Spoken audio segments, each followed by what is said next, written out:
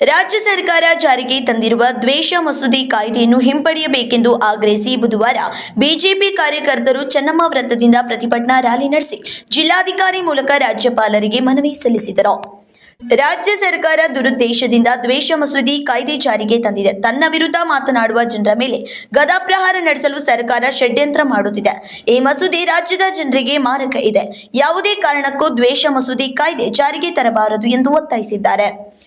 ಕಾಂಗ್ರೆಸ್ ನಾಯಕರು ಸಾಕಷ್ಟು ಜನ ದ್ವೇಷ ಭಾಷಣ ಮಾಡಿದ್ದಾರೆ. ಈ ಕಾಯ್ದೆ ಜಾರಿಗೆಯಾದರೆ ಮೊದಲು ಅನ್ವಯವಾಗುವುದು ಕಾಂಗ್ರೆಸ್ ನಾಯಕರಿಗೆ ಇಂಥ ವಿಧೇಯಕವನ್ನು ಸದನದಲ್ಲಿ ಅಂಗೀಕಾರ ಮಾಡಿರುವುದನ್ನು ಖಂಡಿಸಿದ್ದಾರೆ.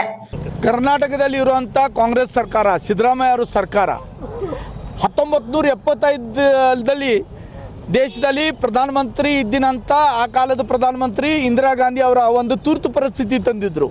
ಸಂವಿಧಾನ ಹತ್ಯೆ ಮಾಡಿ ತುರ್ತು ಪರಿಸ್ಥಿತಿ ಇಂಪ್ಲಿಮೆಂಟ್ ಮಾಡುವಂಥ ಕೆಟ್ಟ ಕೆಲಸ, ಸಂವಿಧಾನ ಕೊಲೆ ಮಾಡುವಂಥ ಕೆಲಸ ಇಂದಿರಾ ಗಾಂಧಿ ಅವರು ಮಾಡಿದರು. ಅದೇ ಥರ ಈಗ ಸಿದ್ದರಾಮಯ್ಯ ಅವರ ಕರ್ನಾಟಕದಲ್ಲಿ ತುರ್ತು ಪರಿಸ್ಥಿತಿ ಥರ ಒಂದು ಕಾನೂನು ತಂದು ಬಿಟ್ಟಿದ್ದಾರೆ. ಏನು ಕೈಯಲ್ಲಿ ಸಂವಿಧಾನ ಖತ್ರೆಮಯ ಅಂತ ಹೇಳಿ ಬುಕ್ ತಗೊಂಡು ರಾಹುಲ್ ಗಾಂಧಿ ತಿರುಗ್ತಾ ಇದ್ದಾರೋ ಅವ್ರದ್ದು ಪಕ್ಷನ ಯಾವಾಗಲೂ ಡಾಕ್ಟರ್ ಬಾಬಾ ಸಾಹೇಬ್ ಅಂಬೇಡ್ಕರ್ ಅವ್ರ ಸಂವಿಧಾನದ ಹತ್ಯೆ ಮಾಡುವಂಥ ಕೆಲಸ ಮಾಡ್ತಾ ಇರ್ತೈತಿ. ಆ ಥರದೇ ಇದು ಉದಾಹರಣೆ. ಇವತ್ತೊಂದು ವಿಧೇಯಕ ಪಾಸ್ ಮಾಡಿದ್ದಾರೆ ಬೆಳಗಾವಿ ಅಧಿವೇಶನದಲ್ಲಿ, ದ್ವೇಷ ಭಾಷಣ ಮಾಡಬಾರ್ದಂತ. ದ್ವೇಷ ಭಾಷಣ ಮಾಡಬಾರ್ದು ಅಂದ್ರೆ ಅದರ ಅರ್ಥ ಏನ ಅಂದ್ರೆ ಯಾರು ಇವರು ಪಕ್ಷ ಇವ್ರಿಗೆ ಸರ್ಕಾರ ಮೇಲೆ ಟೀಕೆ ಮಾಡಬಾರ್ದು, ಇವರು ಏನು ಕೆಲಸ ಮಾಡ್ತಾ ಇದ್ದಾರೋ ಅದು ಸರಿ ಇಲ್ಲಾಗಿದ್ರೆ ಅದ್ರ ವಿರೋಧ ಆವಾಜ್ ಮಾಡಬಾರ್ದು. ಅದಕ್ಕೆ ಇದು ಕಾನೂನು ತಂದ ವಿರೋಧಕರ ಬಾಯಿ ಮುಚ್ಚುವಂಥ ಕೆಲಸ. ಏನು ಅಭಿವ್ಯಕ್ತಿ ಸ್ವಾತಂತ್ರ್ಯ ಸಂವಿಧಾನ ನಮ್ಗೆ ಕೊಟ್ಟೈತಿ, ಆ ಸ್ವಾತಂತ್ರ್ಯ ಕಸ್ಕೊಳ್ಳುವಂಥ ಕೆಲಸ ಇವತ್ತು ಈ ವಿಧೇಯಕ ಮುಖಾಂತರ ಕಾಂಗ್ರೆಸ್ ಸರ್ಕಾರ ಮಾಡ್ತಾ ಇದೆ.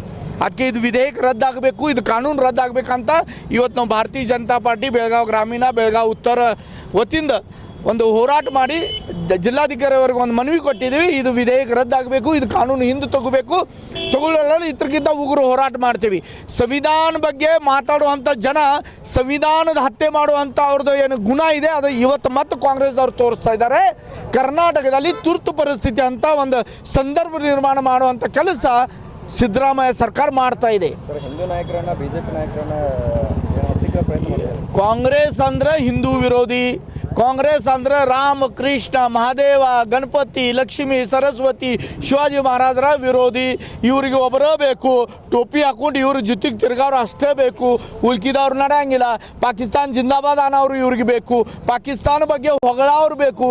ಇವ್ರು ಭಾರತದಲ್ಲಿ ಹುಟ್ಟೆ ಭಾರತದ ಜೊತೆ ದ್ರೋಹ ಮಾಡುವಂಥ ಯಾವುದು ಪಾರ್ಟಿ ಇದ್ರೆ ಅದು ಕಾಂಗ್ರೆಸ್ ಸರ್ಕಾರ, ಕಾಂಗ್ರೆಸ್ ಪಾರ್ಟಿ. ನಾ ಭಾಳ ಎದ್ದಿತ್ತಟ್ಟು ಹೇಳ್ತಾ ಇದ್ದೀನಿ.